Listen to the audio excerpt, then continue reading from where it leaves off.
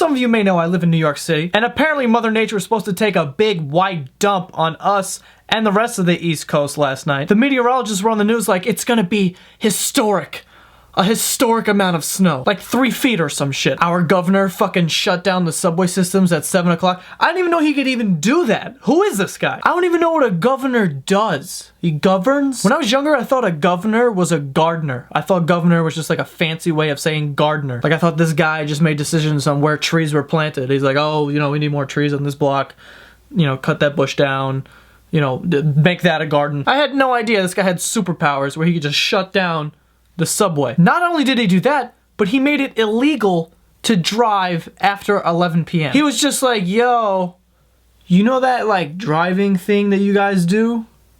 Yeah, none of that shit anymore. If you got caught on the road after 11 p.m., you got a $300 ticket. Isn't that like an insane amount of trust that we're putting into a guy who isn't the president? Because I know if I was governor, I'd be doing all types of shit. Like, I want to be governor now. I want that power. I want to be like, yo, dudes are not allowed to shave their dick or balls ever again. There will be periodic stop and frisks, and if you get caught with shaven balls or dicks, you'll be fined $400. Dudes would be walking around with like big bushes now. Looks like the guy from LMFAO is like down there like fucking DJing like in between their legs. And here's the kicker.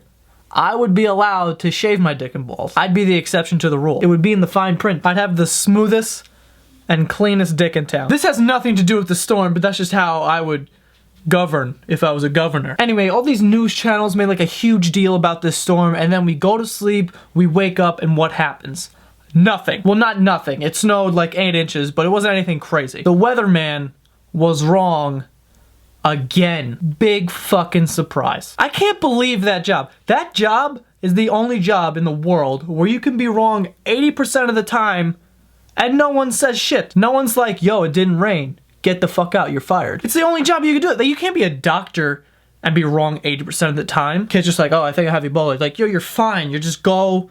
You're fine. Oh my god, I think I broke my arm. Take Tylenol and just sleep. Like, you get fired for doing that if you were a doctor. But weatherman, you could just make shit up. You could just be like, oh, you see all this green over here next to the cold front? This isn't rain. This is a flock of angry geese.